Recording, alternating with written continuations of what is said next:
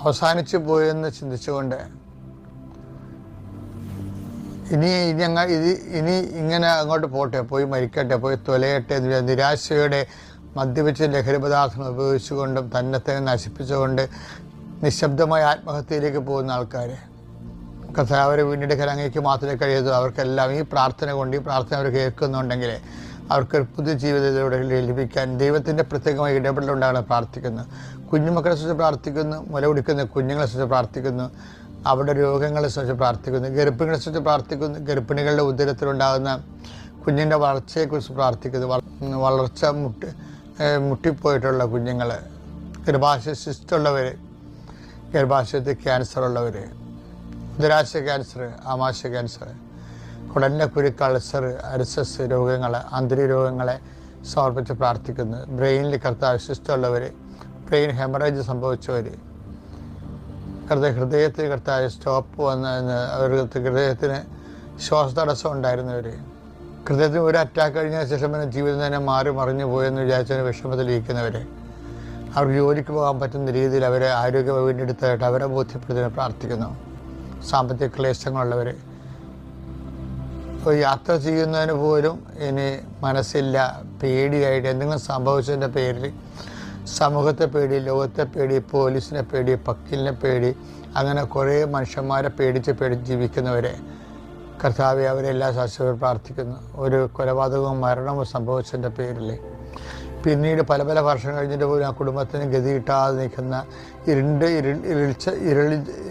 ഇരുണ്ടുപോയ കുടുംബങ്ങൾ, ഇരുണ്ടുപോയ ജീവിതങ്ങൾ കർത്താവിൻ്റെ തിരുസനെ സമർപ്പിച്ച് പ്രാർത്ഥിക്കുന്നു. എൻ്റെ കർത്താവെ, നിൻ്റെ ഉന്നതമായ നാമം സ്വസ്ഥം ചെയ്യുന്നു. ഈ പ്രാർത്ഥന കർത്താവിൻ്റെ പ്രാർത്ഥന, മരണത്തെ ജയിച്ചവൻ്റെ പ്രാർത്ഥന, ഉയർത്തെഴുന്നേറ്റവൻ്റെ പ്രാർത്ഥന, അത് പ്രാപിക്കുന്ന മക്കൾ കർത്താവെ ഉയർപ്പിൻ്റെ മഹ്യപ്രായപ്പെടേണ്ടിയാക്കി പ്രാർത്ഥിക്കുന്നു.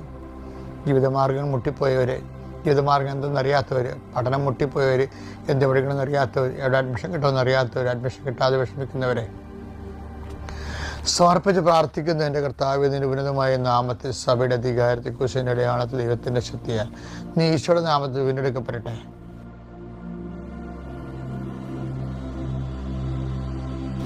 ഈ ഉടമ്പടി ധ്യാനത്തിൻ്റെ അതാത് ദിവസങ്ങളിലുള്ള ഒരു ഹ്രസ്വ സൂത്രവാക്യങ്ങളാണ് പലപ്പോഴും ജീവിതത്തെ മേൽഗതി ലഭിക്കുന്നതിന് വേണ്ടി നമ്മുടെ ഡെയിലി ബ്രെഡിലെ നിങ്ങളോട് പങ്കുവെക്കുന്നത്. ബൈബിള് മൊത്തം നോക്കുമ്പോൾ ബൈബിളിനെ വിളിക്കുന്ന പേര് ഉടമ്പടി പുസ്തകം എന്നാണ്. ബൈബിള് തന്നെ ഒരു ഉടമ്പടി പുസ്തകമാണ്. 2 രാജാക്കന്മാർ 23:3 എഴുതുക. സ്തംഭത്തിന് സമീപം നിന്നുകൊണ്ട് ഉടമ്പടി ഗ്രന്ഥത്തിൽ എഴുതിയിരിക്കുന്ന ബൈബിൾ എന്ന് പറയണില്ല അവര്, കർത്താവിന്റെ പുസ്തകം എന്ന് പറയണില്ല, വചനഗ്രന്ഥം എന്ന് പറയണില്ല, മറിച്ച് ഉടമ്പടി ഗ്രന്ഥം എന്നാണ് വിളിക്കുന്നത് ബൈബിളിന്. അതെ, ഉടമ്പടി ഗ്രന്ഥത്തിൽ എഴുതിയിരിക്കുന്ന കർത്താവിന്റെ കൽപ്പനകളും പ്രമാണങ്ങളും അനുശാസനങ്ങളും പൂർണ്ണ ഹൃദയത്തോടും പൂർണ്ണാത്മാവോടും കൂടെ പാലിച്ച് അവിടുത്തെ പിന്തുടർന്നു കൊള്ളാമെന്ന് രാജാവ് കർത്താവുമായി ഉടമ്പടി ചെയ്തു. അത്രേ ഉള്ളൂ. ഉടമ്പടി അത്രേ ഉള്ളൂ. എന്താണ്? ദൈവത്തിന്റെ വചനങ്ങൾ അനുസരിച്ച് ജീവിച്ചു കൊള്ളാവുന്നു. എന്ന് വെച്ച് കഴിഞ്ഞാൽ നമ്മുടെ അതിൻ്റെ ആ ക്യാപിറ്റൽ വേർഷനിൽ നിന്നാണ് മരിയൻ ഉടമ്പടി ശാഖ എടുത്തിരിക്കുന്നത്. നമ്മളെന്താണ് അമ്മ പറയണത് എന്താണ്?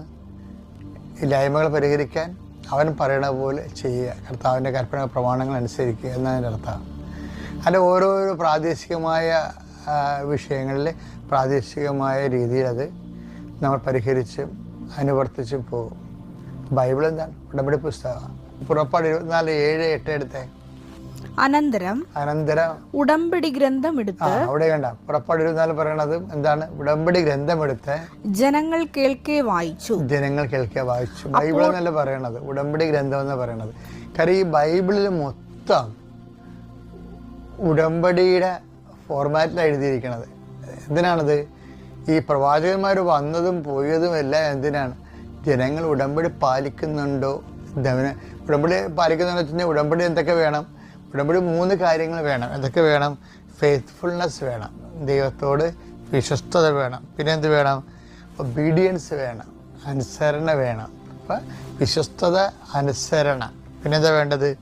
അതുപോലെ തന്നെ റിലേഷൻഷിപ്പ്, ദൈവമായിട്ടുള്ള ബന്ധം. ഇത്രയും കാര്യങ്ങൾ ഉടമ്പടി കാതൽ. അപ്പം ഫെയ്ത്ത്ഫുൾനെസ് വേണം, ഒബീഡിയൻസ് വേണം, റിലേഷൻഷിപ്പ് വേണം. അതായത് വിശ്വസ്തത വേണം, അനുസരണ വേണം, അതുപോലെ തന്നെ ദൈവത്തോട് ബന്ധം വേണം. അതിന് ആണ് നമ്മൾ ഉടമ്പടിയുടെ ഓരോ ഫോർമുല നമ്മൾ അത് ആക്ടിവേഷൻ പ്രിൻസിപ്പിളിൽ നമ്മൾ അവൻ പറയണ പോലെ ചെയ്യുന്നതിൽ ഓരോ കാര്യങ്ങൾ അടയാളപ്പെടുത്തിയിരിക്കുന്നത്.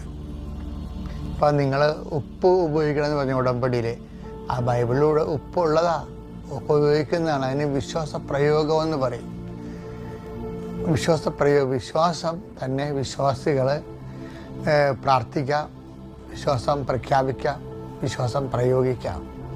അപ്പോൾ നിങ്ങൾ ഇത് അതുകൊണ്ടാണ് ഞാൻ വിശ്വാസ പ്രമാണം ചെല്ലിക്കുക വേണം ഉടമ്പടി ഉപയോഗിക്കുക എന്ന് പറഞ്ഞതിൻ്റെ കാരണം വിശ്വാസത്തെ പ്രഖ്യാപിക്കണത് ആ പ്രയോഗത്തിലൂടെ നടക്കുന്നത് പ്രഖ്യാപനമാണ്. അപ്പോൾ ഇതൊക്കെ അറിഞ്ഞു വേണം നമ്മൾ അതിൻ്റെ ശാസ്ത്രീയമായ വിഷയങ്ങൾ ആത്മീയ ബൈബിൾ ശാസ്ത്രപ്രകാരം ചെയ്യാൻ വേണ്ടി. ഇപ്പം ഉദാഹരണം ബൈബിളെല്ലാം അങ്ങനെ ഇതെല്ലാം നോട്ട് ബൈ മേട്ടിൽ നടക്കേണ്ടതാണ്. ബൈബിൾ ഉടമ്പടിയുടെ അടിസ്ഥാന സൂത്രവാക്യം, രക്ഷയുടെ സൂത്രവാക്യം എന്താ? രക്ഷ മനുഷ്യരാശി പ്രാപിക്കുന്നതിന് വേണ്ടിയാണല്ലോ ദൈവം ഉടമ്പടി കൊണ്ടുവന്നത്. അപ്പോൾ രക്ഷയുടെ അടിസ്ഥാന സൂത്രവാക്യം എന്താ? Not by merit but by grace.